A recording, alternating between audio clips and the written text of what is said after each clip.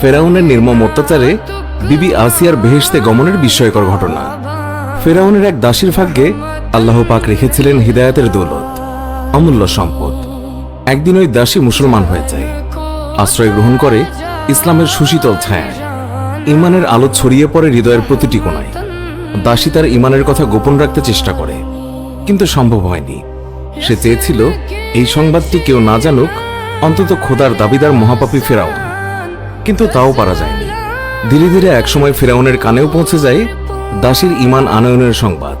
ফেরাউন দাসীকে ডেকে পাঠায়, খবরের সত্যতা জানতে চায়। দাসী অকপটে সব কিছু স্বীকার করে। সুতরাং আর যায় কোথায়? দাসীর ছিল 2 কন্যা, তার মাঝে একজন দুগ্ধপায়ী শিশু।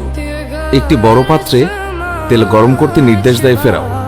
তেল টকবক করে ফুটতে শুরু করলে দাসীকে সম্বোধন করে সে বলে, আমাকে খোদা মানো, নইলে তোমার সন্তানরা এখনই দুনিয়া থেকে চিরতরে বিদায় নেবে। তাদেরকে আমি এই ফুটন্ত তেলে ডুবিয়ে মারব, নির্মমভাবে হত্যা করব, তারপর তোমাকেও মারব। সুতরাং ভেবে দেখো, মুসার খোদাকে খোদা মানবে নাকি আমাকে? ফেরাউনের কথায় দাসীর ইমান বিদ্যুতের ন্যায় জ্বলে ওঠে, ঝড়ের ন্যায় বেগবান হয়। সে অবিচল কণ্ঠে বলে, আরে মিথ্যে খোদা, আমার তো মাত্র 2টি মেয়ে। যদি আমার আরো কয়েকজন মেয়ে থাকতো, তাদেরকেও আমি খোদার রাহে বিসর্জন দিতাম, উৎসর্গ করতাম। তবুও তোমার মতো নাফরমানের আনুগত্য